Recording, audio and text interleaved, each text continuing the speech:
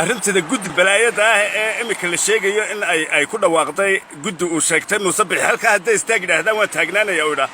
10 qof buu yidhi halkaa istaag hadday yidhaahdaan waan taagnaanaya 3 milyan oo qofna rabitaankooda kama shaqeeyo musabixi marka arrintaas waan cambaareynaa guddida sheegatay in ay fasaxeen iskuullada oo balaayo aan inoo dhoweyn u yeedhanaysa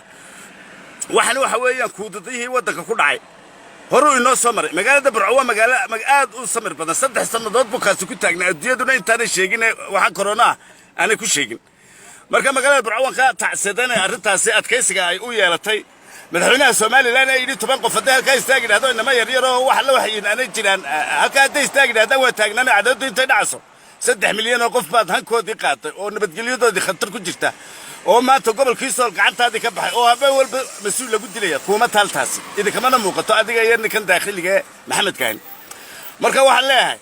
inagu adduunyada kuma jirno ilaahay baan caabudnaa ilaahay wayna ogyahay inaan bilaa dawladnahay ilaahay waa ogyahay kolba afar danaysta inay meeshan ka danaystaan oo dawladu u jirin ilaahay waana ogyahay inaan bacadka naalo markaas waxaan leeyahay kuwa yidhi muxuu corona ka fasaxnay waddanka ilaahay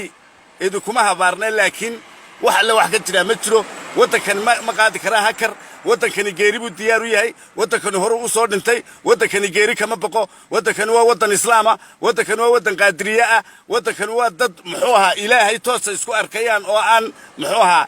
wuxuudba cashaa waqadaha yahay 4 toddobaad baan fasaxay nin kale dawaan nin xaaraan sii dhigtay aqaladiisa waa nin muxuu ahaa carruurtiisa meel wax u sii dhigay waa nin dadka booba waa iyaga ilaan muraayada waxay xidheeyeen muraayada cimriga xidheeyeen akhtarka uga dhigaysa dhulka saadaraadad waxaan leenahay waa ilaahay ka baq musabixiyo dalka waad u dhaaratay ilaahay inaad barateen oo buurihii iyo kaymihi isku soo barateen maan mooday nolosha muxuu ahaa nolosha jabacda ah dadka jira ee dawladaha leh ee muxuu ahaa dadkooda hantida gelinaya ee u sameynaya maxay ahayday raashinka kaydka u sameynaya dawooyin kale hanagala mid dhigin ummadana bacad ha dhigin horaad u dhigtay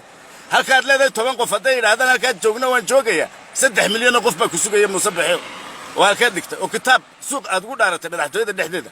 marka waxaan leenahay isyeeleelka aan iska dayno sidii gaalada yaan loo hadlin dadkana ilaahay ha aaminaan waxa horboodaya waa gaalo iyo wahaabiya ruushka kuma dhaco cudurkan qaadiriyada kuma dhaco cudurkan waxa weeye cudur